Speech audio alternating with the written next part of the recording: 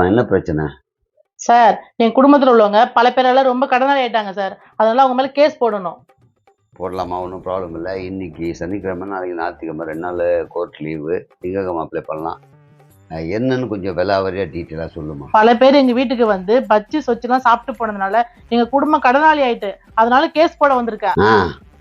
இந்திய வரலாற்றில் முதல் முறையாக சொந்தக்காரால் கடனாளியான குடும்பம் அப்படிதான் போனேன். ஏமா, சொந்தக்காரன் சாப்பிட வருவான், அதுக்கெல்லாம் கேஸ் போட முடியுமா? வந்தவங்க சொந்தக்காரங்க இல்ல சார், அவங்க எல்லாம் யாருன்னே தெரியாது. வருவாங்க, பஜ்ஜி சொச்சுலாம் சாப்பிடுவாங்க, போயிடுவாங்க. அதனாலதான் கடன்காரங்களா ஆயிட்டு.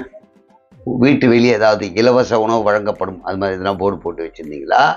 எவனோ வந்து சாப்பிட எப்படிமா முடியும்? நீங்க கூப்பிட்டுருக்கணும், இல்ல அவங்களுக்கு தெரிஞ்சிருக்கணும். உண்மைதான், ஒரு சிலவங்க தான் நாங்க கூப்பிட்டோம், ஒரு சிலர் அவங்களே வந்தாங்க. நீங்களா கூப்பிட்டவங்க யாரு, அவங்களா வந்தவங்க யாரு? எங்க ஒண்ணு விட்ட சித்தப்பாவோட அண்ணன் பையனோட, பெரியப்பா பையனோட, சித்தப்பா பொண்ணோட அத்தை பையன் சொல்லிவிட்டு வந்தவங்க பல பேர், தானா கேட்டு வந்தவங்க சில பேரு.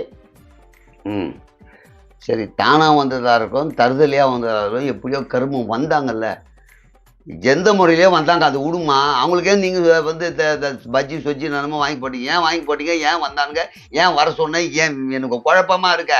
அது எங்க வீட்டை சொல்லிதான் சார் வந்தாங்க. வீட்டுல சொல்லி தானே வந்தாங்க, ஆக்கி போட்டீங்க. இப்ப அவங்ககிட்ட பணம் கொடுனா எப்படி கொடுப்பானுங்க, எப்படி கேஸ் போட முடியும்?